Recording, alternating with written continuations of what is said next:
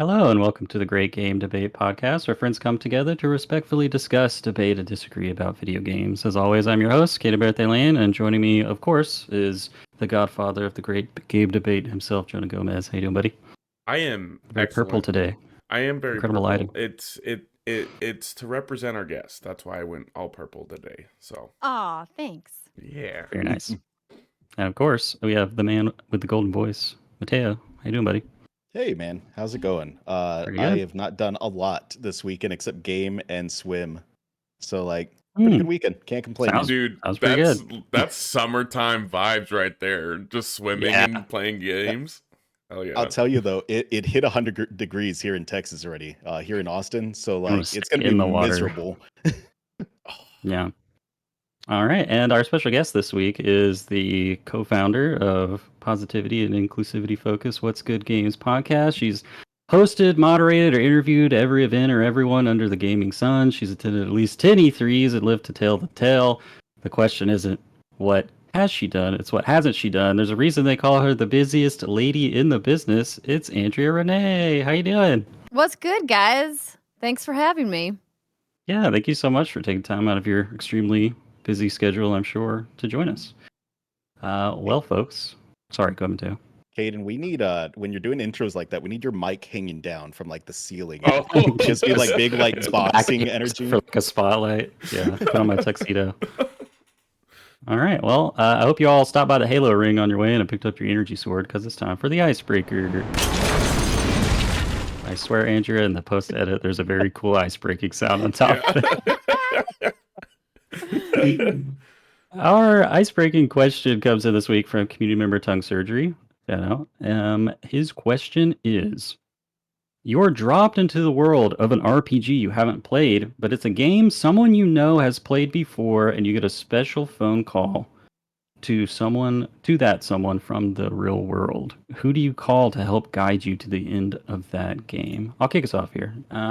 We have a community member, Missile Mage, who crops up every once in a while whenever Final Fantasy VIII is mentioned. And I haven't not played Final Fantasy VIII, but it's like, I play it for like an hour and I'm just like, this just isn't my cup of tea. The draw system, the Guardian Force thing, it's a little weird. And I have a buddy who streamed a full playthrough of Final Fantasy VIII, and Missile Mage was in the chat with us, and he was like the Sherpa that knew literally every single thing about that game, like how to like break the game by junctioning like the right spells to your stats to, hit an enemy 10 times for 9,999 damage or whatever. So, yeah, I'm dropping into whatever you call the world of Final Fantasy VIII and calling up Missile Mage. You got anything, Mateo?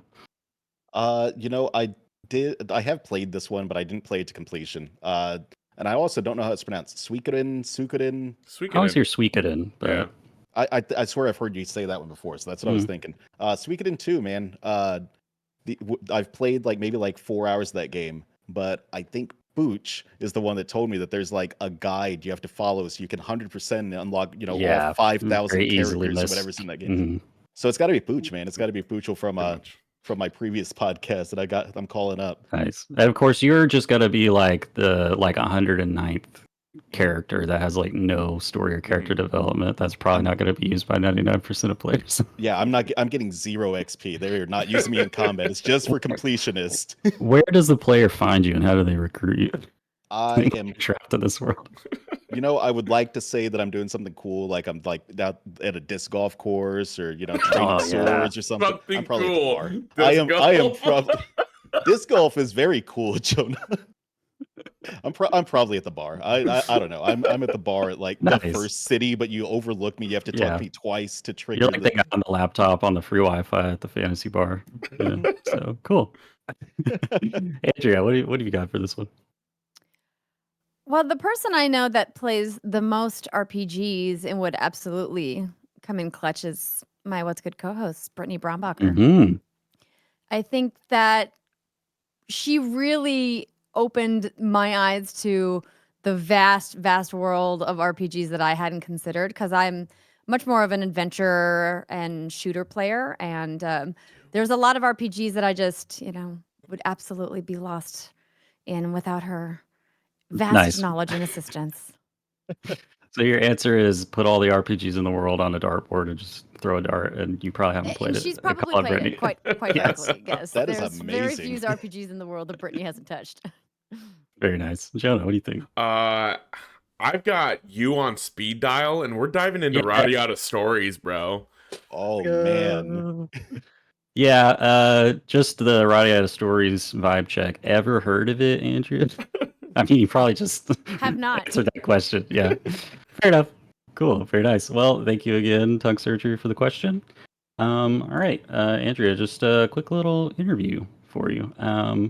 We don't need to get into the life story, how you got into gaming. I mean, I think everybody knows who you are. You've been around, and I'm sure if people have super specific questions, they can just go to your podcast or any interviews you've done. So I mean, there's a variety of videos on YouTube that will answer Yeah. them, I'm sure. Yeah. So we'll just keep it light. I'm kind of just curious. This in our Discord, there's been this kind of pervading feeling that the kind of unending tide of games just has not ceased since last year. But kind of setting this year apart, it seems to just be indies. There's just a ton of indies. So it's kind of everyone in our Discord is doing their own thing. Everybody's got to kind of pick and choose what games are interesting to them. So I'm just kind of curious, what's risen above the tide for you this year amongst all the releases.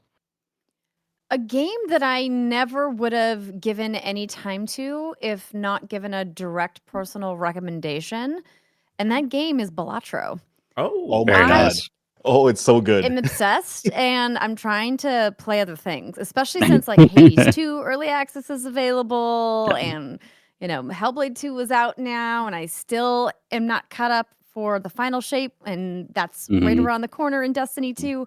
But Balatro was a big surprise for me because I think it's just so easy to pick up and play and also put down, which is very important to me as a parent of a young child. It's very tough for me to do certain game experiences that require you to be either partied up with people or to be online or to find a Yeah. save point. And that game has just been so wonderful. And the design is simple and brilliant at the same time. And for people who haven't played, it's basically a riff on poker. And so if you've ever played poker or know anything about basic cards, you will be able to pick it up no problem. So I've been really, really enjoying that game on my Steam Deck in particular. Very cool. I love the joke that it's poker too. They finally dropped poker too. When I am cuddled up in my beanbag playing it on my Steam Deck at 11 o'clock at night, I think of my grandpa. He used to just sit in his bed at night, and he would play his little video poker on his little tiny video poker machine. I feel like I'm slowly turning into that. This is my version of that. Is me Yeah. playing Balatro. What was interesting to me, I was teaching my nephew about the suits in a deck of cards, and I was kind of surprised that at his age he hadn't experienced that yet, but it's such a different time than when I was his age because we didn't really have a lot to do Exactly. outside of playing board games or reading. There wasn't a lot of TV to watch. You could only watch so many movies. And so my family, being from North Dakota, we did a lot of card games. We played cards at every family gathering. And so I learned to play cards from a very young age. And so I think that was part of the reason why I gravitated towards this. But Sure. it's something that I forget is very generational, and that Gen Alpha in particular, and even Gen Z, probably don't play nearly as many card games as all of the generations that came before Yeah. because video games are actually a thing now that you can play. So why would you play with physical cards, right? Yeah. That makes me wonder if there'll be a knock-on effect for physical poker, how something like the Queen's Gambit show comes out and suddenly there's an explosion of interest in chess. There's all these kids that are gonna be have you heard of paper poker with paper cards? It's this crazy game that's been around for forever. I feel like if you're going to talk to somebody of those generations, if they play cards, they're going to ask if you're talking about Pokemon, Yu-Gi-Oh, or Magic, Yeah. Talking about TCGs instead. Yeah, true. Lorcana. Its own kind of gambling. All right, so another question I have for you, Andrea, that I've kind of just been thinking about with how when I was younger, it felt like there wasn't like as much of like saturation of information about like people in the games industry. It was just kind of like the rock star developers like Hideo Kojima or whatever. And there's always this sense of like, people who got to go to E3 like, oh, I'm so starstruck. I saw Hideo Kojima, I shook his hand or whatever. And I'm just kind of curious now with like the age of social media and like how long you've been doing this. Like when you go to big gaming events, like do you still get like starstruck or do you like see someone and you're like, ooh, I saw that thing that on social media about how they like laid off all these people or it's like what's the balance there? Those are two very different questions or two very different perspectives.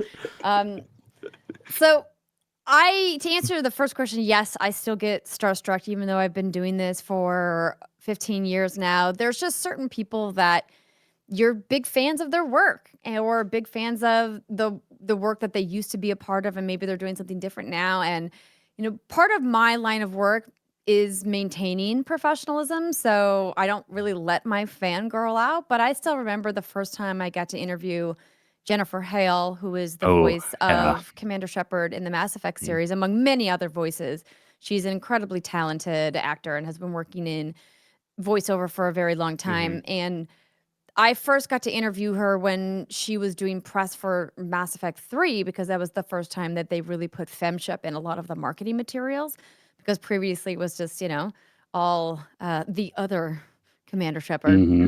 And I kept my composure together for the interview, but then afterwards I was like, I never do this, but can you autograph this thing for me? And she was so kind about it and, very lovely. And then we've had her on What's Good several times. And, whenever I run into her at industry events, it's, we just catch up because we've known each other a long time now. But it does still happen, of course, because I'm still a fan. Yeah, That doesn't go sure. away. Yeah. Awesome.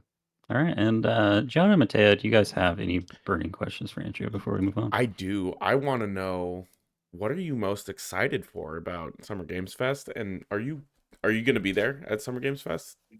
Of course. Wouldn't miss it. Awesome. There's so I'm so much to be jealous. excited for. It's tough because there's a lot of things that I'm not allowed to talk about publicly yet that Yeah. I know that are course. going to be there. But Playdays is even bigger this year than it was last year, and I have been very fortunate to have done a lot of work with Jeff Keighley and the Game Awards previously, and the Game Critics Awards for E3 before that.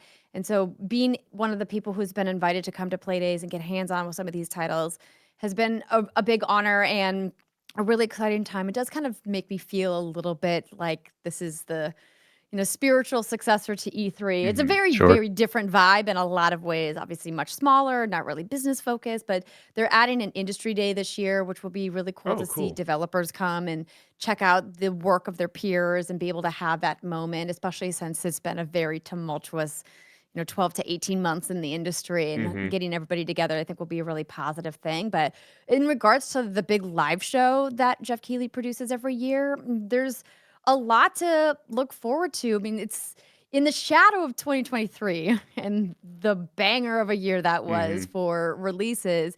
There's still some really big things coming that I would like to see more of. Like, clearly we need to hear from BioWare. Speaking of Mass Yep. Effect, it's like, Yep. where's Dragon Age? Where's Mass Effect 4? And what's going on with those? We'll hopefully get an update. We got to look at Fable from Xbox last year. Are we going to get an update? Oh my god, I for that forgot this that one. year? Yeah.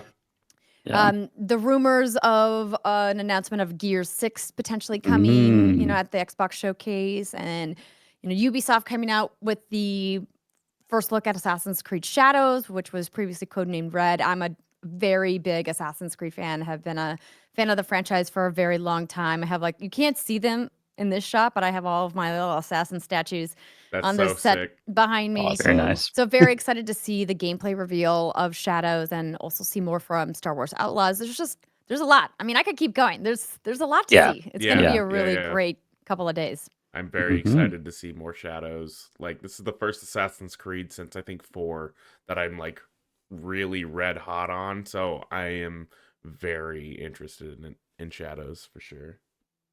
Very cool. What do we Yeah. what do you're we not want? alone. What do we want from do we want anything to change with this new Assassin's Creed? Because I played the first couple of games, and then I've played some of the more recent ones, and am awful at big open world games. I never finish them because I have to complete everything and then I get distracted by something else inevitably. So do we want like a tighter experience, or is that just a me problem in the way that I'm approaching these games? In I mean, general, I hear that from fans. Like, we want Assassin's smaller Yeah, games. Assassin's Creed Mirage was a Yeah. much tighter experience. So that was a return to the roots of the franchise, and it really spoke to a different subset of Assassin's Creed fans, for better or worse. I think people were really split on that, and myself included. I think they overcorrected and went probably a little bit too far back. I really liked the new RPG formula. I think they clearly maybe went a little overboard with Valhalla and Odyssey. And this is the same team, Ubisoft Montreal, that made Odyssey, that is making Shadows. Okay. And that really makes me excited because I like that formula, but they definitely needed to maybe bring it down a little less, pieces of gear, maybe a few less areas to uncover. That Yeah. map was just egregiously large. And so I think like if they kind of like split the difference between how far they swung back with Assassin's Creed Mirage and where they were at with Valhalla, they could really land in a sweet spot that could appeal to both sides of the fan base.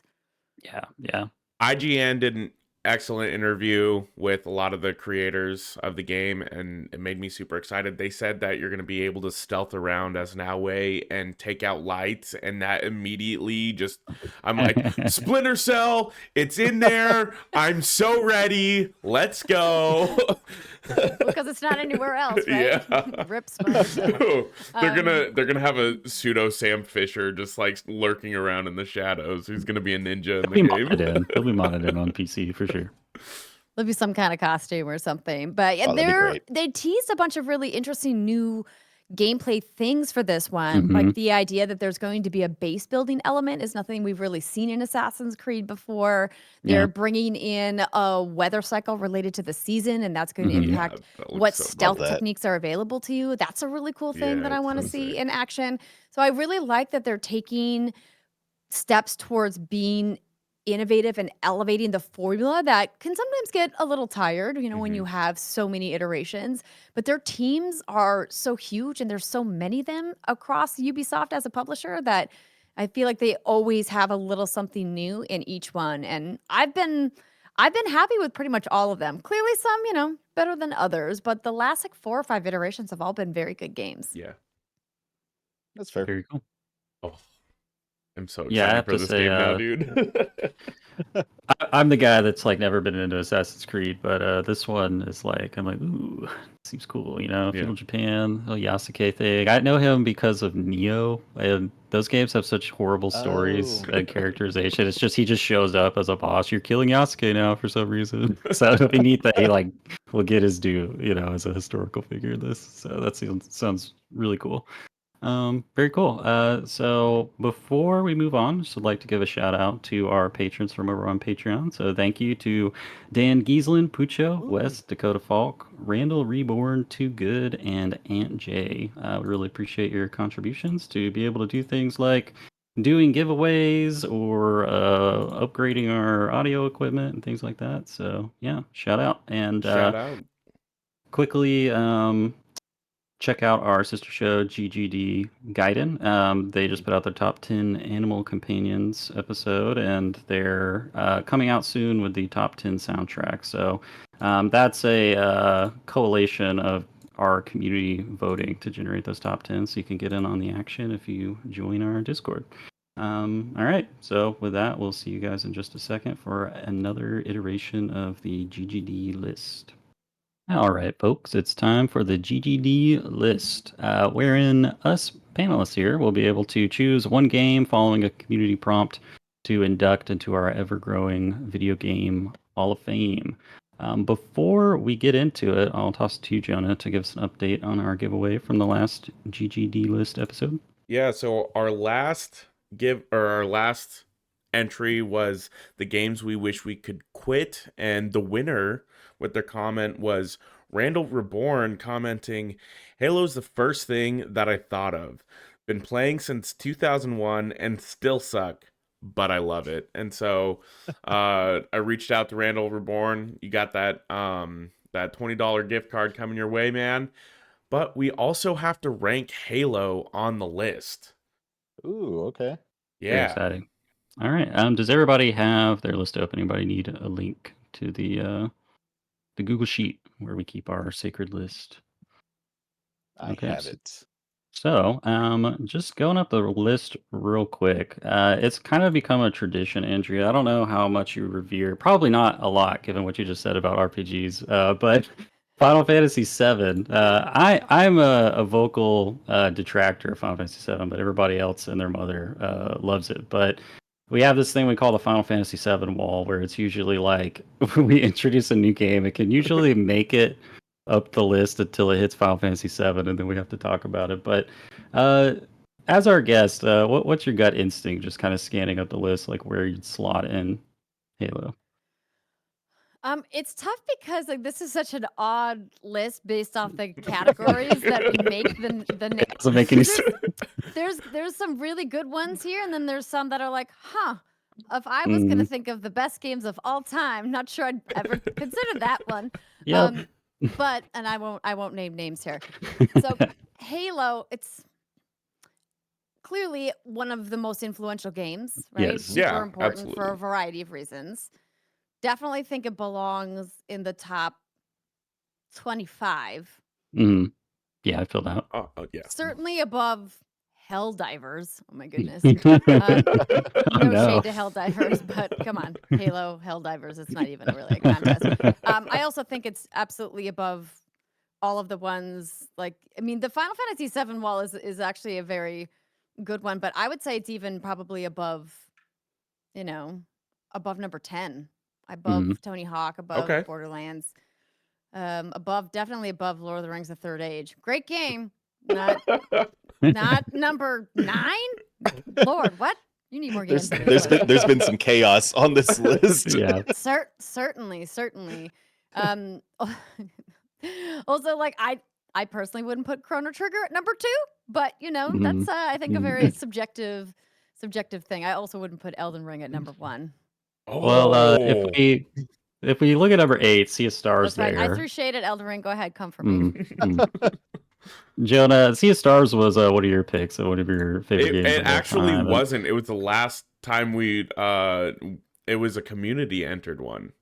Oh, perfect. Yeah. Okay. Really? But Yeah. you're the local Sea of Stars defender. So do you get Halo past Sea of Stars? They're so different. They're so Well, I different. know, but you have to answer the question. I think because of what Halo is, yes, I think it does go above Sea of Stars. That's correct. Sea of Stars, excellent. They definitely just took inspiration from other people on this list and shouldn't be as high on that list for that exact reason. Doesn't mean it's a bad game. Just doesn't mean it should be that high. Since we're closing in on top 5, like the most game probably is Titanfall 2. Jonah and Andrea's are resident shooter fans. I mean, which is Titanfall 2. I don't have Halo nostalgia. Titanfall 2 is probably my top like multiplayer shooter ever. So I don't think it tops Titanfall 2, but wow, we should discuss that sometime. I understand. Okay. EA dug Titanfall 2's grave. I wouldn't even say that. That's just a very big statement that I would like to explore eventually. Would I tell you that you're wrong? Maybe. Who could say? Everyone's experience is different. It's tough because like when you go back and play the original Halo, it shows its age now, right? A lot. Yes. You have to put yourself back to the era where it came out and what it did when it was released. I mean, I think that there is an argument to be made for how some of these games do hold up even 20 or 30 years later. But with first-person shooters in particular, that's I feel like just an unfair comparison because of the style of graphics and gameplay it was. I would personally put it above Titanfall 2 as a fan of shooters and the shooter genre. I would definitely put other shooters on this list above Halo, but that's not the question. Well, so. you've already voiced your scorn of Elden Ring and Chrono Trigger. So, I mean, Andrew, for you, is it like Halo just gets to number 1? No, definitely not above Ocarina of Time. Okay. Oh, okay. So, Mateo, do you have any input on squeezing it in somewhere between Are you I'd Ocarina be of are Time you and are I you Skyrim. would be thinking fine with I would be fine with putting it the number 3 spot, honestly. But That's so funny. So Now, I'm not the curious. Zelda person on the podcast. Well, anymore. let me just ask. I'm curious, Andrea. Are you just stopping at Ocarina of Time for the respect of the game of the in the fandom in general of video gamers, or are you like a fan of Ocarina of Time? I'm a fan of Ocarina of Time. Okay, I cool. think that there's like a whole nother like 30-minute discussion just around like why Sure. Ocarina of Time is a very important Yeah. video game. Mhm. But I think if you compare what they did for each of their respective genres and the pillars of game design that went into each of them, I just think that there's more in Ocarina of Time to put it above Halo, if that is the defining metric. But I don't know this chaos list. Like, what is the metric for Yeah. how you rank these the chaos anyway? is the metric. Okay, so I think I've got it. Oh, I think our tie is like Titanfall 2. So Mateo Yeah. makes the call. Is it above or below Titanfall? It is above Titanfall 2. Okay, so I'm Okie saying it dokie. goes number 4 and it pushes everything down. Works for I'm fine with me. that. Let's see. Halo number 4 from Randall Reborn. Very good pull. All right. Very good pull. So Yeah, let's get to the this meat of list it. cracks me up every single time that I see it. It's so ridiculous, man. Yes. Mm-hmm. Mhm. This is what happens when you have too many cooks in the kitchen. Yes. By the way, if anybody wants to look at the list in its entirety, you can join our Discord and go to the GGDlist discussion channel and get a link to a copy of the sheet. So before we move on, maybe it'd be prudent to list our current top 10. So counting down from 10, we have Lord of the Rings: The Third Age, Sea of Stars, Jet Set Radio, Alan Wake 2, Skyrim, Titanfall 2, Halo, Ocarina of Time, Chrono Trigger, and Elden Ring. So our prompt from the community for this episode comes from Holden Hintz. Shout out, friend of the show, previous guest on the podcast. Check out his podcast, How to Waste Your Time. His prompt is "Party like it's the 90s." So we'll each have brought a game from the 90s that we think deserves to be goated, so to speak. I'll kick us off here. I've brought. Wait, hold on. What Sorry, go if ahead. we've brought the same game? We'll just have to figure it out. I would We'll- be We'll very sidestep that surprised. by allowing you to go first, Andrea, Yeah, since you're a guest, and the let rest of us Andrea will go have to pivot. I would be Listen, so the surprised. 90s, one of the most iconic decades Oh, yeah. of video games. There's a Mhm. lot to choose from Yeah. in regards to greatest games of all time from the 90s. But to me, without question, the game is Super Mario 64. Yes. Ooh, I knew Is that your somebody pick would too? bring it. Not my pick. it's not my It pick. seems like no one picked it. Well, luckily you were here because it would have been a shame if it was not picked. I was just I counting would on have been someone else very to pick it. disappointed in you gentlemen if nobody picked Super Mario Yeah, 64. yeah. I mean, I vividly remember the jump from the Super Nintendo Entertainment System to the Nintendo 64 and just how exciting that was as a video game player, and Mhm. the graphical upgrade and how different it was, and the Mm-hmm. controller and how foreign it was, and that weird middle stick, and then all the different colors you could get it in. There's just like so much nostalgia for me around that console in particular, but this game was so innovative on a number of levels. I mean, it really defined 3D platforming as a genre. And Nintendo has always led the way in platforming games, and continues to be a leader in design when it comes to puzzles and platforming in particular. But the idea that they really took this idea of camera control and the idea that you could 360 swing your camera around, something we take so for granted today in the world of 3D games and double sticks, and how fancy mouse and keyboard is with camera controls, like that all started like at the Nintendo 64 in regards Absolutely. to console play, right? Like, I know PC players are going to be like, but Andrea, but I think it's important to recognize what Nintendo did with controllers, with Mario 64, and just how important that is to the overall genre.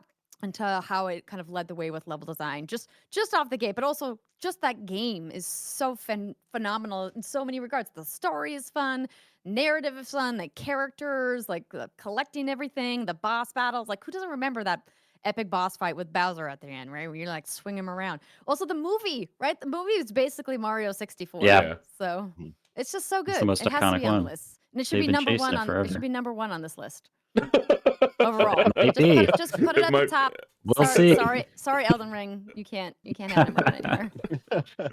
No, yeah. Everybody it's like everybody has formative memories. Mario 64. I was born in the 90s, so I was like my brain was coming online, and I was discovering what video games were like, in the late 90s, early 2000s, and my exposure to Mario 64 was I tell the story all the time.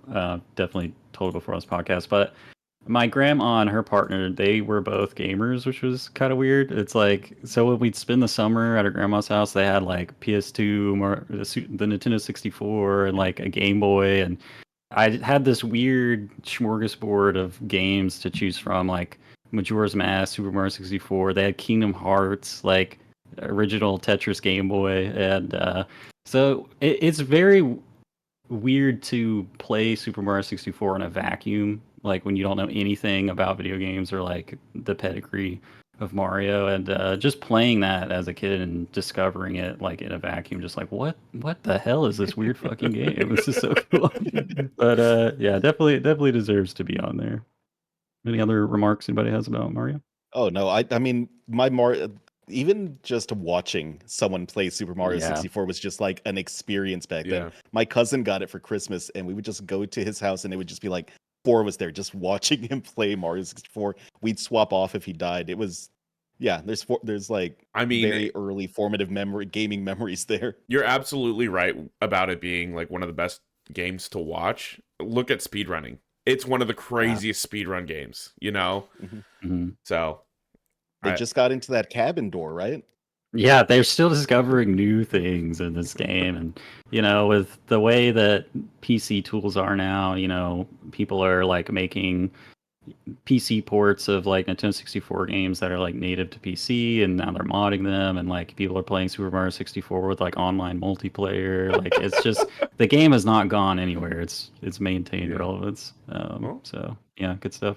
Jonah, what is your pick?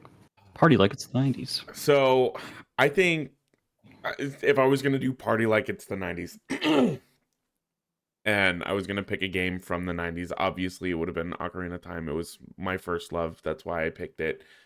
But when I think of party like it's the 90s, I think of crazy music. And that immediately made me think of Earthbound. I'm throwing Earthbound on the Yes. list.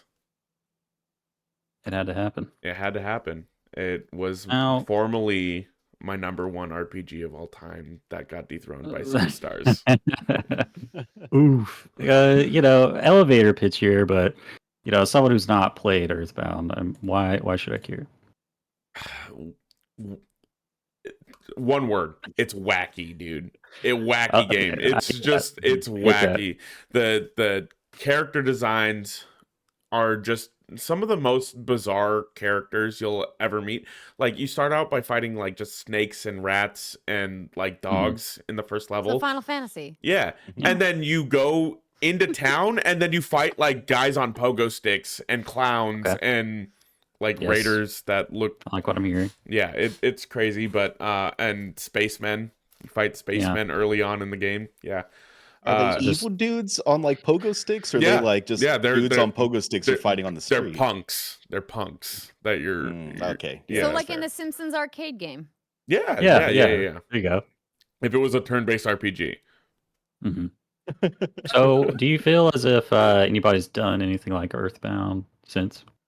I mean, a lot of people say like Undertale, but I get it's got like the vibe, but the gameplay's completely different. So Yeah, very true. I mean, Yeah, so still a unique rarity out there in the world of Yeah. gaming, Earthbound. Yeah. Bring it back. Very cool. All right, I like- Mateo.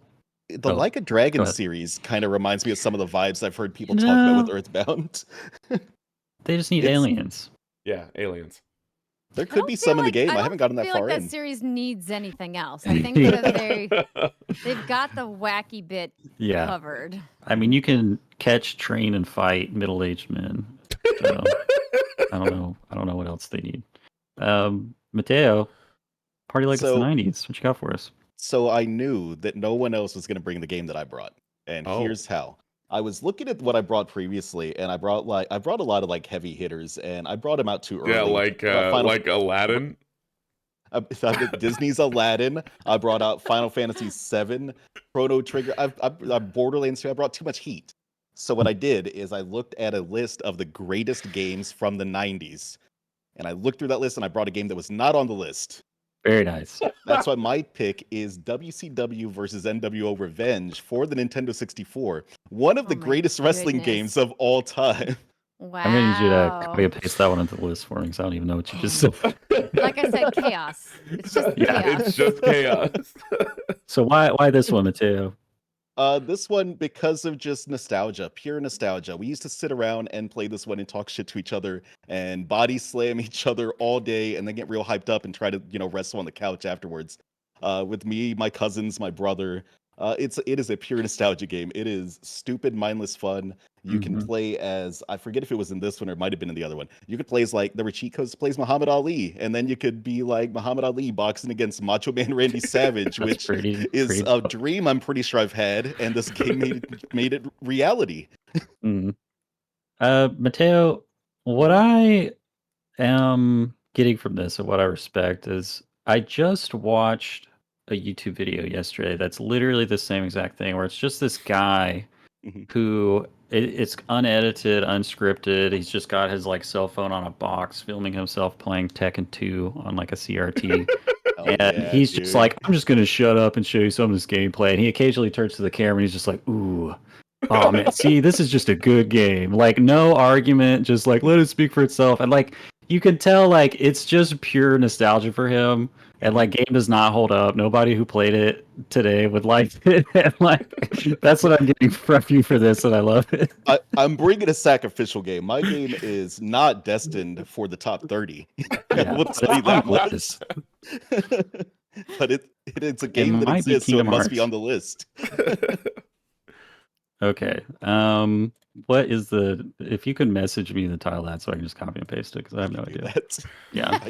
Okay. So I think I had a hard time with this list because this kind of era was a little bit before my time, and I don't have You're a lot of older than me. nostalgia How is this for- before your time? Because I just, I started playing like video games in like the 2000s, really. Or if I played them when I was younger, it's like I'm literally single digit aged Caden and just like not, nothing's resonating. I'm not Nothing's Final Fantasy X for you. exactly. That's when my gaming brain turned on. Exactly. But just it too because well. that's when your gaming brain turned on doesn't mean you can't go back and revisit some of the most Sure. iconic games ever created. Especially Right. since like there's such a resurgence of remasters and remakes and digital catalogs and things that are available. Mhm. Well, that kind of resonates with my pick because it's the original Resident Evil 3 Nemesis. And Oh. you have Okay. this, debate in the community between like bring back old school tank controls, fix camera angles, Don't. third person over the shoulder sucks. And, Don't. but there's like a lot of people that look back on that and they're like, that's just old, it's outdated. But clearly that resonates with a lot of people because you just had like Crow Country come out, and before that Signalis, and like those games are like blowing up, hitting that nostalgia. So, there's clearly something there. And it's like, new gamers who love Signalis and Crow Country. What if I told you there were 3 survival horror games from back in the heyday that are basically those games and you can play them right now? And one of them is Resident Evil 3 Nemesis. But this, Why not 2? because I'm about to tell you why. Okay, Joe. okay. I was thinking the same thing, to be fair. I was like, okay, I'm ready for the explanation. I think there's a lot of unique mechanics about Resident Evil 3 that people forget, and that I honestly wish they could look back on and kind of, maybe be inspired by to bring back into the series. And certainly Is there that a I wish reason they got forgotten? we'll see. But Shade. The main one of the main mechanics in this game that's very interesting is the very pretentiously labeled live selection system. It's basically, if you guys ever played it, you might remember like the first time it happens, you're in front of the police station. Nemesis drops down out of the sky, this big, bioweapon terror wielding a rocket launcher, tentacles coming out of his hands. And the game just like pauses, goes black and white. You hear Jill Valentine's heartbeat, and it's like, what are you going to do? Stay and fight or run? And you got to choose. And the game is full of it. I think there's like 9 forks in the game total that do this live selection system, and it actually changes the outcome of the game drastically. Like who survives, where you end up, when you meet people, and the interactions you have with them. So none of these are like doomed interactions, though. It's not like when you're doing like the choose your own adventure book and you get to like that ending, and you just die. No. It's just like the bad choice. Only bad choice is if you can actually choose to do nothing and just let the timer run out, and the Nemesis just fucking kills you. So there is that. But it's cool, and there's Easter eggs. Like if you actually, there's many of these sequences where you have the choice to stay and fight Nemesis, and if you actually do fight him and defeat him, he's like temporarily out of commission until he regenerates or whatever. But he drops like parts for special guns, and you have to like kill him like 4 times to get all the parts for all the guns, and then you can like combine them, and you make like super powerful guns that make the game way easier. And Nice. yeah, so it's just like a cool reward if you want the challenge of fighting him. And speaking of Nemesis in general, I think he's like one of the best examples, and still maybe not topped pursuers in a video game. Like the new one, the hot one that everybody would point to would be like Mr. X from Resident Evil 2 remake, because he literally does pursue you and like show up randomly. And you compare that to Nemesis in Resident Evil 3 remake, and he doesn't, there's none of that. He just shows up in scripted interactions. He doesn't actually like pursue you through the game. But in this game, he does do that. So you've got these live selection forks in the narrative where you have to deal with Nemesis, but he also will just randomly show up and fuck up your shit. How would you rank him against Glug Glug Scab Face or whatever from Shadows of Mordor that kept chasing me down the entire time I was playing that game? Slightly more iconic, probably. The other thing, there's just 2 other facets of this game I just want to point out. One is that it's like, quote, open world for a PS1 game. At any point in the game, you could return to any point in the game world. Like it never like locks you off and be like, you can't backtrack here. And the game repopulates with like new enemies and items as you progress through the game, so it actually can be worthwhile. Oh, nice. To backtrack. And the other thing that's interesting is the game has built-in randomization. Like item placements and enemy placements are randomized to a degree during a playthrough. Like for example, the first like weapon pickup you get a weapon locker in the police station or something, and it can be either the grenade launcher or the Magnum. And when you go to an area from one playthrough and another, it's populated by different enemies. So that's something that seems to be always craved by especially modders of pretty much any game you can think of. Take Elden Ring even. It's like people just want these randomizer modes to make the game fresh on every playthrough. I've never played the original Resident Evil 3. So now that you've said all this, I understand why everyone was so mad about 3 Remake, because I thought it was great. I thought 3 Remake was really good. Vacuum, great game. Yeah, it's a really fun game, but I can understand because they've taken so much out of it that was in a game in the 90s versus one that came out in 2021 or something. Right? I think 1999. Sorry, I got you backwards there. But and the last thing, Jill Valentine, one of the original, strong female leads, and her characterization is kind of lacking in the original Resident Evil because the translation is so bad. It's just everybody in that game's a clown. But this is like, we get Jill Valentine for real, and she stood the test of time. People just want more Jill Valentine, but I've taken up too much time. It's now time to rank the significance of these games. This is going to be interesting. Let's just get Mateo and my games out of the they're not making top 10.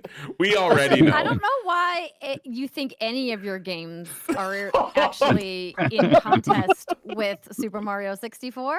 So maybe you guys misunderstood the assignment. Yeah. Did you not see that we have Banjo-Kazooie Nuts and Bolts? We've got our 3D platformer on this. Oh no, I saw that. How dare you? How Okay, dare you? We're just gonna pretend like you didn't say that. WCW Revenge, Mateo. I think love that Steven's not on here again to put proper Banjo Kazooie. Poor Steven. He's Kaden, gonna, yeah. I'm gonna tell you where my head's at. I cannot put this game higher than Tekken 3, so I think this game is 29 at the highest. Wait, I which one are we can't- starting with? Your game? Yeah, WCW Okay. Revenge. Yeah, I can't put it above East 8. That game is just like the perfect 7 out of 10. Yeah, which is what makes it one of the let's greatest games of all time. What is it better than Disney Aladdin? Probably. I would absolutely rather play that game right now than Disney's Aladdin. I think Disney's Aladdin is definitely a prettier game with a better, it has an Sure. actual story and a point to it. I mean, you are just playing the movie, so didn't have Yeah. to try that hard. Yeah. Were you just arguing that Aladdin should be higher or lower? Sorry. I would argue that Aladdin should be higher, but I think this game at 30 is a nice 31 is a nice spot. Well, I'm not arguing for Aladdin. I don't care either way. Just put it on there. Toss Yeah. it in 30. Let's sneak Any it in. strong feelings, Andrea? I mean, the shade you guys are giving Kingdom Hearts by putting it at the bottom. know. It's trash. Disrespect is It's real. trash. It's garbage. It belongs there. You can't fight Macho Man Randy Savage in those games, probably. So, not better than WCW. Power mods. Okay, it's 32 underneath Aladdin because at least that game has a story. Apparently, is what I'm hearing. Okay, Jonah. I mean, Earthbound is held in high regard by many gamers. I don't think that it's like a foregone conclusion that this thing's like trashed here at the bottom of the list. But what are you thinking? I personally think it's above Final Fantasy VII. I do too. Okay. How are we thinking about Chrono Cross? I'll tell you what, I just listened to the very good and recommended RPG podcast. I don't care about their Retrograde opinions. I Amnesia. care about your opinion. What's your opinion? I'm getting to it. They did essentially like a let's play, audio podcast of the game together, and it's kind of beat by beat. I get the story. They talk about the gameplay mechanics without having to play the game, and it's like, I know. Sorry, Zach. I'm very sorry, Zach, if you're listening, but I feel like Chrono Cross just would not hold up to anyone. Like, it's only the people who like it. It's purely nostalgia from playing it when they're a kid. It just doesn't seem like it's got the Suikoden problem where there's way too many characters and there's literally no character development or writing or story for any of the characters. Even some of the main characters, like I think it's Kid or Kit. She's like the female lead. It's like she's got like 3 plot beats in the whole game. It's like, oh, you're a main character. Like I'm supposed to care about you. So It's almost I'm like, why is it on the list? Right? You just talked yourself Zach. right Zach out of it, I wanted think. Okay. We add games to the list, we move them around, but we don't take them off. Once they're there, they're there. Yeah. Your shame lives on forever. I understood. It's So- the only way we'll learn. Do you dare cross the Tony Hawk Pro Skater 2 line and incur the wrath of Steven? I'm gonna say It's that weird because it's like obviously it's better than Lord of the Rings: The Third Age, but people love Tony Hawk Pro Skater 2. it's not going higher than Sea of Stars. I can tell you that. Okay. I'm fine with it at number 10, below Sea of Stars. But Andrea, does Tony Hawk Pro Skater 2 mean anything to you personally? No, it doesn't. I'm just confused how Jet Set Radio is number 8. But that's okay. Well, let's see who we could ask Are you about putting that Jet one. Set Radio above Earthbound? That's what it sounds like is happening It sure here. 'cause sounds like that's what's happening. It's because the Sea of Stars is there, It just and none of it makes any sense. So, I mean, what if you put Sea of Stars in number 8, Earthbound in number 9, and then Jet Set Radio number 10? Because we can only slot one. We can't. We can only we slot. can't mix and Yeah, match them. we can't. Yeah, we You only slot add. one. I mean, I guess Under okay, Sea of that Stars it too. is. Yeah, Diamond in the Rough I episode. Was love it Jet Bob Set Buell? Radio. Yeah. Jet Set Radio is so fun to play though. I love Jet I've Set never Radio. played Jet It's an Set Radio. excellent game. Yes. It's Same. fantastic. I played Jet Set Radio Future, and that game was amazing. Is Jet Set Radio better than the one that came after it? Like, would you play Jet Set Radio over Future? I didn't play Jet Set Radio Future. Okay. I only played Jet Set Radio. So it sounds like it just needs to go at number 10 underneath Sea of Stars. Yeah, let's just slot it there. Yeah, Mateo, did you have any input on that? I do not. I've barely played Sea of Stars, and I have not played Earthbound. All right, Jonah's crowd in the bottom of the top 10 with old RPGs. Well, Sea of Stars isn't old, but I'm not the RPG guy either, which is wild. you're just the Earthbound likes guy. Oh man. The chaos. This is why it's Okay. chaos. Yes, I that's feel- why it's chaos. Last episode, Skyrim was like we had a huge argument over Skyrim for forever, and I feel like Super Mario 64 is going to be that. So we should probably just get Resident Evil 3 out of the way. Oh, It that's doesn't right. sound like That's any of you have any particular experience with Resident Evil 3 Nemesis. Are we gonna have another Paper Mario situation where you're gonna like try Yeah. and talk up this I was game and then talking it's gonna go about way it. too high and then the next Yeah. episode someone's gonna just drag it down through the mud? I'm so Way too irritated low. about that because we had Thousand Year Door at 4, and then our next guest dropped it down to 18, and then the remake came out, and it's like, stellar. Like everybody loves it, and I'm like, I told you. Now I'm excited to play it. I still on the haven't Switch, played ready it. to go. Yeah. Mm. Well, it's an RPG, Andrea. I got bad news for you. But it's Mario, who's Yeah. like my first love. Oh, So okay. Okay. Let's start cleaning up some of the top of our list a little bit. I think Resident Evil 3 goes above Lord of the Rings Third Age. Well, sure. I think we got bamboozled with the ranking of that one. That game is okay. I did fight with Austin for that game is underrated for sure. Now that I think but about above it, Borderlands 2? Shame. For shame. It's better than Borderlands 2. I think I'm the only Borderlands 2 is Borderlands one 2 truther on this Dude, podcast. I can't even so what Gearbox what Gearbox did with Borderlands 2 is Phenomenal. it is phenomenal. Amazing. It isn't. it was Hey. innovative. Like they created the Schluter genre. Like they did it. Table I'm, flip. I'm sorry. Mhm. Andrew's like, why did I come on this podcast? Well, I would tell you what, I would be more than happy for Nemesis to be at 15 underneath Borderlands 2, because it clears the Final Fantasy 7 wall and the Pokemon Gold Silver wall. That's a double wall now. How did that happen? Yeah, those are both two games that I'm just like they don't hold up. Final it's nostalgic. Fantasy is the wall and Pokemon's the ballista shooting down. Right. It's the Yeah, it's got trebuchet. the boiling oil. Is anybody got a fight to push it lower than Borderlands 2? Ooh. Okay. Yeah, no. Is there I don't- anything- Our list Is Andrea, this is is there anything chaos. lower on the list that you think is like, nah, it can't go past I mean, that? yes, several things. Oh wait I a mean, second. Monster Hunter World is I phenomenal was just for about a to variety of reasons. I mean, I don't know why it's so low on the list. That's That's what I just embarrassing. saw. That's Assassin's what I Creed just 2 saw. was one of the most definitive games in that entire franchise and one of my favorite games. What- and I don't what know why it's happens- so low. I brought What Assassin's happens- Creed 2. Sunset That is- Overdrive, we don't even have time to talk about how great that game was.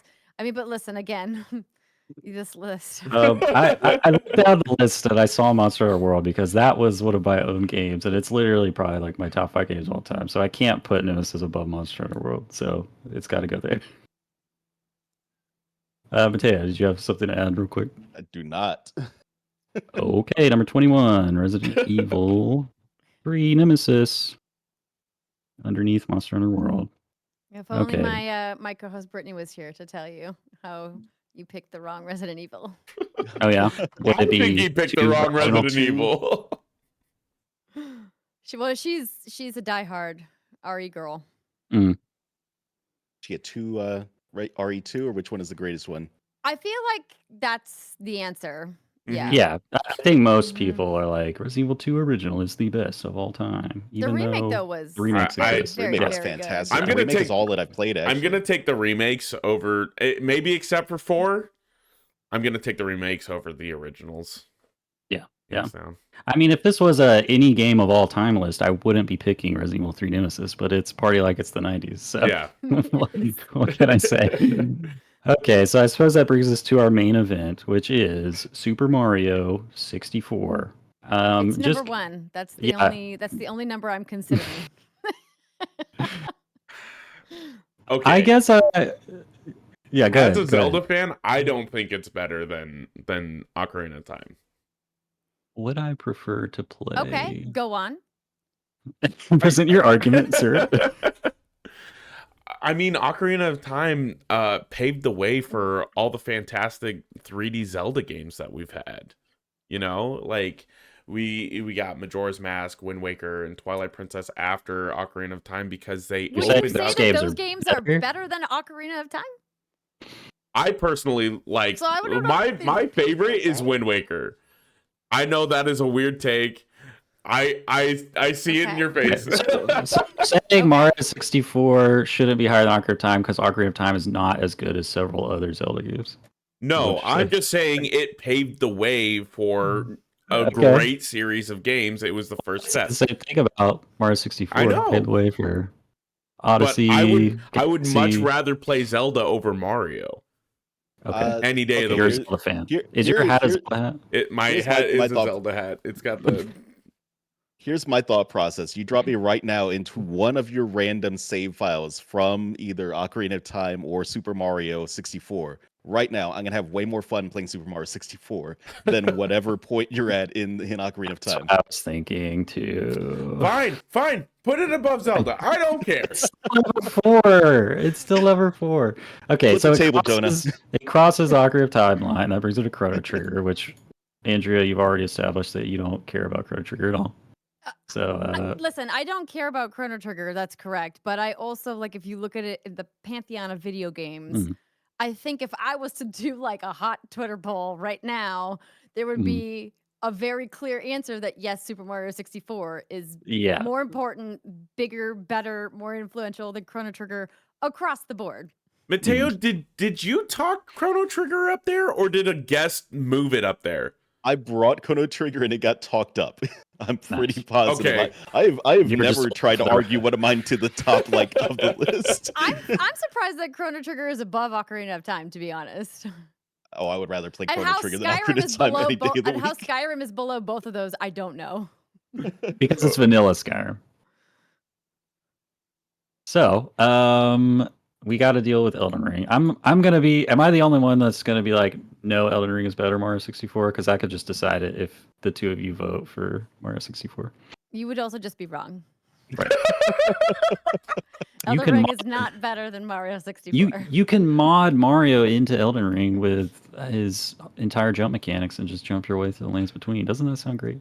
No, you're comparing apples and oranges. That's I thought it might work. But I would say then, wouldn't the source material then just in that explanation Make Elden Ring explain better. why it deserves to be number one? I'm like arguing that modding Mario into Elden Ring makes it better. I got you. But yeah, Joe Mateo, you're a deciding factor here. Mario I have 64 Elden put Ring. so much more time into Super Mario 64 than I have ever put Damn. into Elden Ring. I think I'm it's I'm pretty having- even for me. I've only done one playthrough of Elden Which means Ring. you're gonna join my side out of spite because it beat Ocarina of Time. Yeah, right? but we So don't it's- have a fifth person, so let's just put Super Mario 64 Okay. and we'll be basic.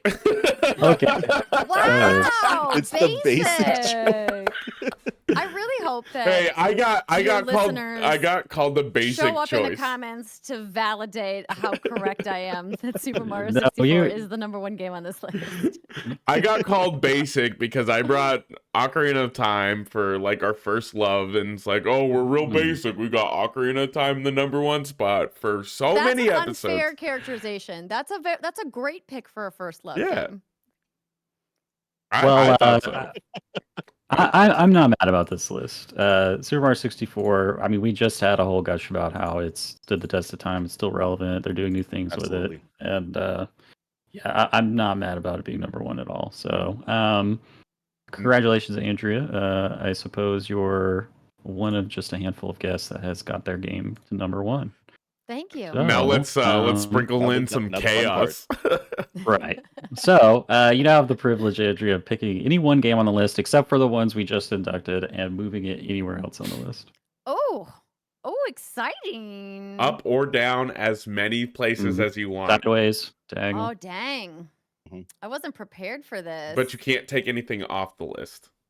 Oh no. You guys made that clear that you're gonna live with the shame forever. So Look, it's I tough. know we're recommending people play Banjo-Kazooie Nuts and Bolts, but we're recommending 35 other games first. So, Yes. There's definitely better games. Because I have such deep love for Borderlands and what Borderlands 2 did for, I mean, drop in, drop out co-op multiplayer. I think maybe you all are just forgetting how good Pick it Borderlands up. did that and how seamless that was.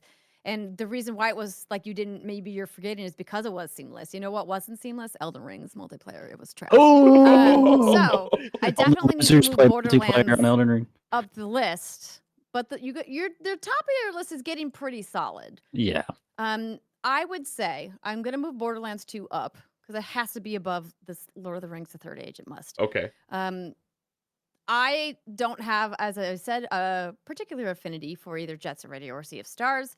I think that they're good games, important games for what they are, but I think Borderlands 2, in the history of video games, looking at what's good, is going to be underneath Skyrim. Oh, okay. Mhm. Nice. Above Alan Wake 2, which was a very innovative game that I loved, but loved Borderlands 2 more. And so, do you like Skyrim more than Borderlands 2? Yes, Okay, for different reasons. I see. Fusroda. Fill it in. I would put it above Titanfall 2, but I can't put it above Right. Skyrim. You need to get someone on the podcast that can move Skyrim up the list.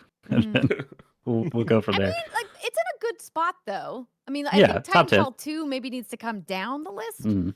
and then you've got a really solid, like, top 10. But the Ish. level in Titanfall 2 where you swap between time periods. It's cool. Effect and cause is so good, dude. I love that level It so is. much. It's cool. It's cool. All right, so yeah, Borderlands jumps into the top 10, which will definitely make certain people in our community very happy. Look at Shout you, out to Ryan Anthony Isabel. Birch. Mhm. Yes. So, And Ashley, too. Well, I guess she didn't technically work on that one. Yeah, She she was did Tiny Tiny Tina's Tina. Yeah, she did. Yeah, that was when her character was introduced. Yeah. So let's take a look at our new top 10. Sayonara, Tony Hawk's Pro Skater, Lord of the Rings: The Third Age, Sea of Stars, and yeah, Sayonara, all of you. What did Earthbound briefly get in the top 10, or was it never in there? Like just now, I was don't it remember. like It might have been I- in there I- for a second. I don't know. So, our new top 10, Jet Set Radio, Alan Wake 2, Borderlands 2, Skyrim, Titanfall 2, Halo, Ocarina of Time, Chrono Trigger, Elden Ring, and Super Mario 64. Here's what I'm liking about this top 10 now, you guys. I have this bone to pick with the game community where they got a chip on their shoulder about like what a game did for the history of video games, like just because it was the first to do something, but it's not like actually a good game. And then like the sequels are just better, more fun games. I'm seeing a lot of 2s on this list. You know what I'm saying? Yeah, we're different. You are correct. You are correct because WCW NWO Revenge was actually the sequel to World Tours. So Absolutely. The list There is of an twos. iconic 2 game that's missing from this list that I hope ends up on it someday. Which game is that? Kingdom Hearts 2. Yep. Mass Effect 2, obviously. Yeah. We need to get Dan back on. It Yeah. needs to be on the list. Dan was our Skyrim guy, so he'll bring the Mass Effect for sure. Mhm. All right. Any final thoughts from anyone about the current state of the list? Other than 2 thumbs down. It's better. We fixed It's it. better. Sort of. Okay. Hey. Andrea Hey. made the list better. Our guests get to fix the list one game at a time every episode. The process is working. Eventually, Okay, we'll have something usable. So let me toss you real quick, Mateo, just to give us your results of the last debate we had on the show. Oh, yes. So some listeners might remember that our most recent debate that I participated in was with David Burdett. Um, we were debating the best video game adaptation of all time. He, of course, went with the Fallout TV series, and I, of course, went with the way more obvious answer, Super Mario Bros. From the 90s. Uh, Mhm. and in a shock, I lost 10-6 on this debate. I did tell everyone that if I won the debate, I would shave down to the Mario mustache. I did not win the debate, so I don't have to do that. So y'all are missing out. Yeah. I'm surprised it was that close, to be honest. Yeah, yeah. All right. Before we move on, I think we only got you for like 10 more minutes here, Andrea. So it might be prudent to just actually let you go. So we'll give you the floor to just let people know where they can find you and what you're doing and plug anything you want to plug before we let you get out of here. Sure. Come check out my show, What's Good Games. You can find it on your favorite podcast app. You can find it on Spotify, Apple. The video version is on youtube.com/What's Good Games. We're excited to be part of Summer Game Fest, and we're going to be doing lots of coverage for that. And you can follow me at Andrea Rene on pretty much every social media platform where you can post things. I'm not as active as I used to be because social media is a little bit of a tire Nightmare. fire. Yeah. Yes, nightmare fuel. But very excited to be talking about video games. So check out my show. Awesome. Thank you so much again for joining us. We really, really, really appreciate it. It's You're been awesome. so good. I'm so glad that we could elevate this list, guys. Yes. I feel good about it. I feel good. All right. We'll see everyone in just a moment after the break for our game. All right, folks. It's now time for the game. We do not have our game master, Steven, with us this week. Big shoes to fill, but I'll do my best. We have a new edition of Review Bomb Bingo, wherein I'll be taking mostly negative reviews, user reviews specifically from Steam and Metacritic, of some of the higher profile releases of this year so far. Maybe a little bit of Goaty Watch going on. We'll see. So I've got 3 or 4 user reviews for each of these mystery games that I'll just go down the list. And Mateo and Jonah, I suppose you don't, since it's just the two of you, you don't need to shout your name or anything. When you think you know what it is, just I think we need to buzz. shout the game. I think we need to go buzz. Or Okay, have yeah, something. actually, Buzz. that's better. Yeah. Jonah, Mateo, go buzz when you think you know what the answer is. And these should get hopefully more and more revealing in the last tip. You should just know it by then. And if you don't, then I guess no points for either of you. So yeah, head-to-head duel face-off here. Jonah versus Mateo, 1-on-1. Jonah just did the animation. At least actually has glasses to do the animation. Okay, so here we go. Editor. Number 1. Most accurate Amazon warehouse simulator. Is this Buzz? Death Jonah? Stranding? No, it is not, but that's a great guess. Oh. That's what I was Second thinking. user review. Don't get sued, please. Speaking to the developers. What? Buzz. Is Jonah? this Pal World? Oh, ding, ding, ding, ding, Oh ding. my Correct. god, I forgot that one came out this year. The next user review was beat them up, enslave them, starve them, force them to breed, and then eat them when they get out of line. 10 out of 10. Okay, game number 2, first user review. I'm from Buenos Aires, and I say kill them all. Whoa. Buzz, Helldivers 2. Yes, congratulations, you did it. That's a quote from Starship Troopers, Yes, which is it what is. Helldivers was inspired by. And the rest are all just Starship Trooper quotes. I'm doing my part. Only good bug is a dead bug. But these were all in the user reviews. It's all Starship Trooper fans leaving these as reviews. Okay, so tied up. Next game. First user review. Tri-Claws Shell Hole. Jonah? Yes. Is this a Forgotten Crab's Treasure? Or whatever? You're almost there, John. Buzz, another crab's treasure. Another crab treasure. Why did I Of say course, Forgotten? that's I don't know why. You tried your best. You're not a Souls guy. Triclaw Shellhole, of course, being a reference to the infamous Dark Souls online message Trifinger Butthole. We also have Dark Shoals, Floodborne, Sheldon Ring, Lies of Sea. I parried a fish, 10 out of 10. Okay, the next game, 2-1 in favor of Mateo so far. First Dirty user thief. review. The astonishing and stylish action made me forget about the main character's ass. Jonah. Buzz. Buzz. I think Jonah got it. Jonah got it. You said Buzz though, Mateo. You That's said the Buzz. rules. The rule was Buzz. Stellar Blade, right? Yeah, you got it. I was Next gonna be user wrong review. anyway. What were you What gonna did you say? think it I was? was gonna say Bayonetta. Oh, I forgot sure. about Yeah. Stellar These, Blade. these are Yeah. these are current games of this year.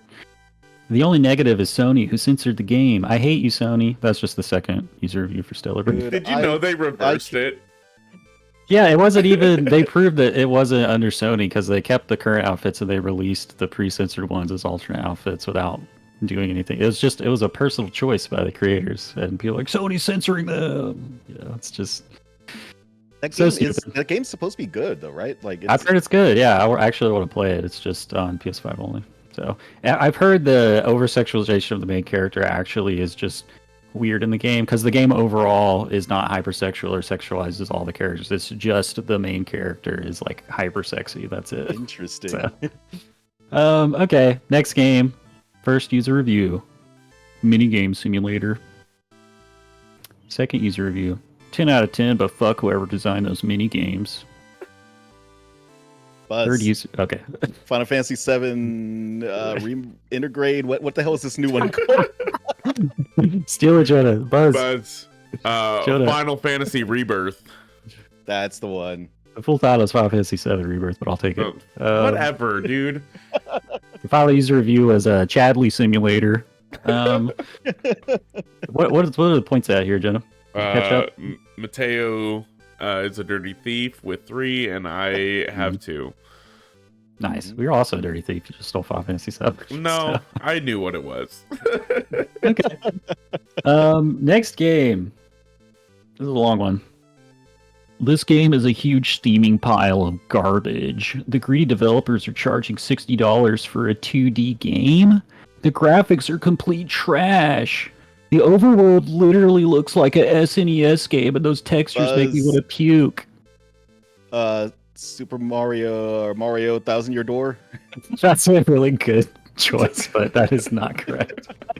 I shall continue the review.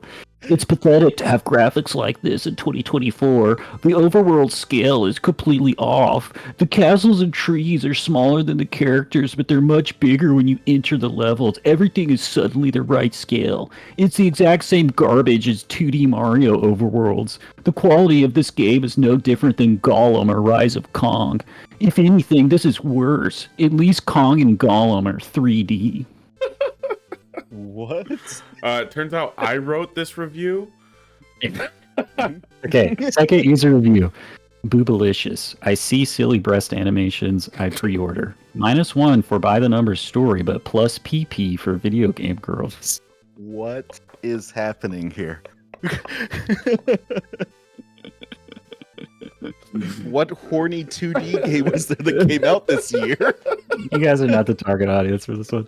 All right, final review I have. Let me be very clear. All of you can nitpick this game as much as you want, but it is better than Fire Emblem, XCOM, Final Fantasy Tactics, Total War, Tactics Ogre, StarCraft 2, Disgaea, Triangle Strategy, etc. If we are talking raw content, substance, replayability, and RPG depth, then yes, objectively, as of now, this is in the top 3 strategy RPGs of all time. Easily. Caden wrote that Arguably, one. number 1. Yeah, that was me. Oh, You yeah, I guys know can- this one. you guys It's got can a throw the channel. dog. It's got a dog general in it, right? Oh, Jonah. Jonah. Or Buzz. Unicorn Buzz, Overlord? Jonah. You got it! Yes! And you didn't say Unicorn Overload. I'm so proud of you. All right. The penultimate game. First user review. If I set the graphics to look worse than the first game, I can achieve frame rate worse than the first game. Buzz. Dragon's Dogma 2. You got it. Yes. Like a user review. You'll never wonder where a ladder is again. Oh, listen, I see a ladder over there. Oh my god. All right, the final game. What's the score, Jonah? It's 3-4 with me in the lead. Who's leading? Me. in the lead. Ooh.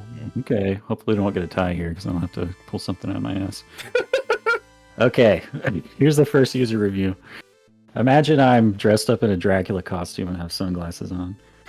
I'm planetary, man. I'm smoking that Mega Arcana pack. I can't stop. Those spade flushes hit so erroneous I had to get Wrathful Joker on that Buzz. Joker. You Balatro. got it. All right, you gotta pull one up. Okay, let me finish this rap though. They forgot I'm him. I'm Hearts Maxing and Blueprint pilled. I ain't never going back. I sold Jupiter to myself.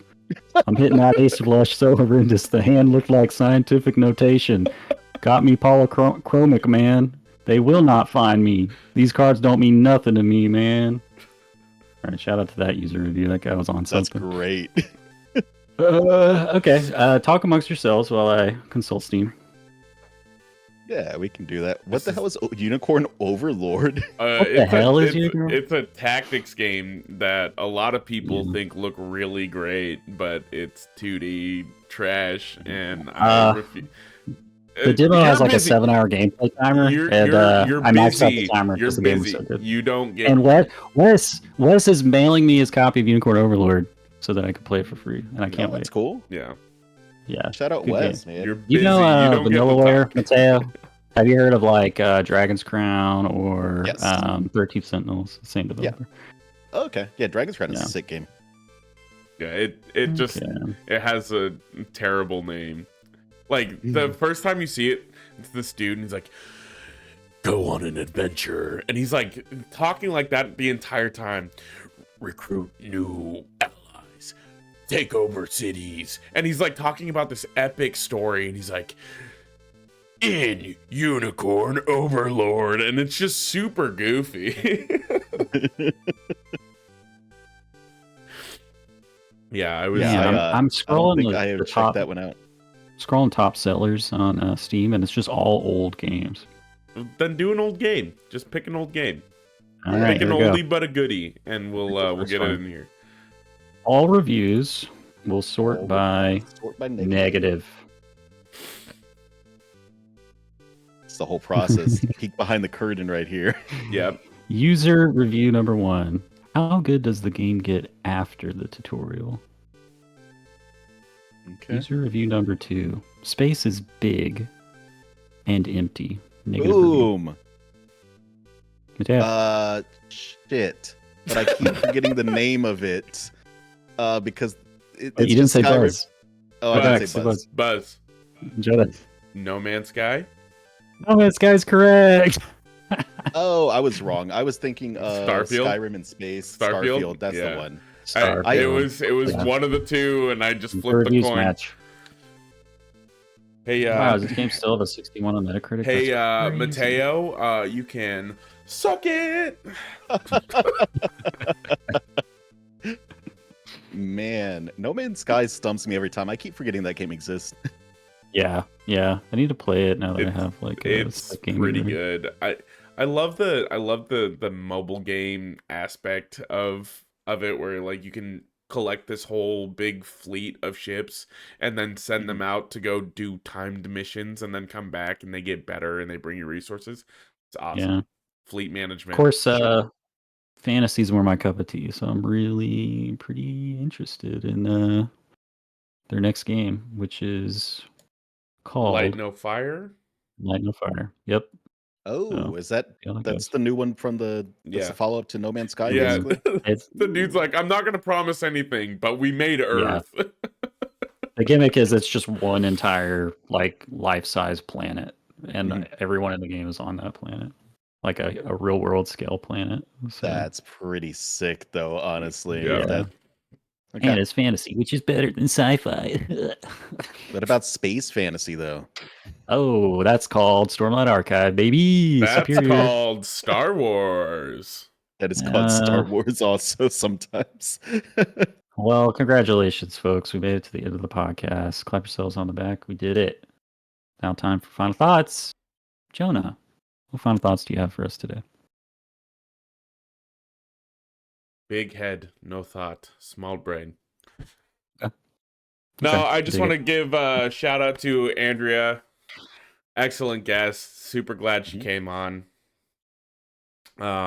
Mario 64 doesn't deserve the #1 spot. Oh my god. I said it. Don't worry. I'll bring Shadow of the Erd Tree in about a month, and then I'll That's get a that at DLC. #1. That's not a game. It's it's probably gonna have 60 hours worth of content, so That's that's a basically a game. game. That's just a long DLC. It's all Assassin's Creed games are just long DLCs. Mateo, final thoughts. Man, yeah, Assassin's Creed. Yeah, that new one looks amazing. But Yeah. are they gonna really get into the nitty gritty of like what's actually happening in like the Prime timeline? I'd need more of that guy Right. outside I of the really little. wish they would just not have that in the game at all and not mention it and just never mention it again. And I it would want just be great. I It want was- some DLC that is all that. See, it was good when they had Desmond, and then they killed him in Right. I think it was Black Flag, or no, it wasn't Mhm. Black Flag. They killed him in 3, and then it was like a first person perspective with a rando, and then you still like see some of the people that helped him in the other games. I Yeah. don't know. I don't know what to think because I thought Michael it was a cool twist. Michael Huber, Easy Allies. He's Yeah. he's my Assassin's Creed guy that I hear from, and on 2 separate podcasts, on one I've heard him say, "Oh, Assassin's Creed Valhalla and all the DLC they released for it was just garbage. Like the stuff they're doing with like the modern day timeline was just like garbage." And then like on another podcast, they're talking about Assassin's Creed again, and he's like, "Yeah, Valhalla was really good. Like I played all the DLC to completion. It was great." It's like, damn, dude, I don't know what to think. Well, okay, a game can be good, but the story could be bad. Like if he's That's talking true. about like the gameplay of We'll those give him the games, are benefit of the doubt. No, Jonah, you're missing the obvious solution here. He just needs to come on the podcast like some of his other hosts have done, and Oh. we can Yeah. have a I debate also about it. don't mean to like insult or besmirch Michael Huber right now. Maybe we can just cut this out. I Nope, love that. nope, we're keeping He's like it in. all this great about the gaming industry because he's just positive about everything. No, see, this is good. This You is said good. Michael Huber. We had a conversation about it. We figured it out. He's talking about the gameplay on one show and the story on the other, Yeah. which makes sense. Still feels weird, but anyway. Teo, did we This cover whole your final podcast thoughts? I is don't weird, know. dude. My final thoughts. It feels. I feel a little bit of shame every time we bring a guest on and they look at our list for the first time and they're like, Yeah. "Huh, that is an Yeah. interesting." That's like list." somebody like walking in on you naked. Yeah, there's a little Yeah. bit of that. But So, I feel like we achieved our mission statement, which was to have an unconventional video game Hall of Fame. Yes. So, 100%. yeah. 100%. Yeah, no thoughts besides that. Just always amuses me whenever we bring someone on, they see that list for the first time. Okay, one quick final thought, and this is kind of something that I wanted to bring to you guys. What if we do Ooh. with our GGD list? And I want everyone to comment. What if we do a yearly list? So this first list is for 2024, and then in 2025 we start a new list. Or Maybe we take the top 10 over to the new list. Some carryover. Interesting. I gotta tell you, I have had nights where I wake up at a cold sweat at 3 a.m. and I think about having to like highlight like 300 games and move them And down move them down. to make room. But yeah, we'll get community feedback, get Steven's opinion on it. But it's an intriguing idea. And comparing the lists over time would be interesting. Maybe I've got an idea related to the list. I don't want to talk about it on the recording yet, though. Mm. Let's chat about it behind the scenes. Okay. My final thoughts. What do I got for you guys? Just go to YouTube and type in like Freddy Grady. It's spelled like FREDDEGREDDE, Wind Waker. and it'll just make your life better. It's like this guy like 20 years ago or something for like a school project did like all himself playing all the parts like a acoustic arrangement of like a medley of Wind Waker music, and it's Nice. just Ooh, and okay. every like once a month I think of it, and like I saw it like 15 years ago. You know what I mean? But yeah, I've been your host, Katie Barrethiling. Thank you for listening. Happy gaming. Bye. Bye.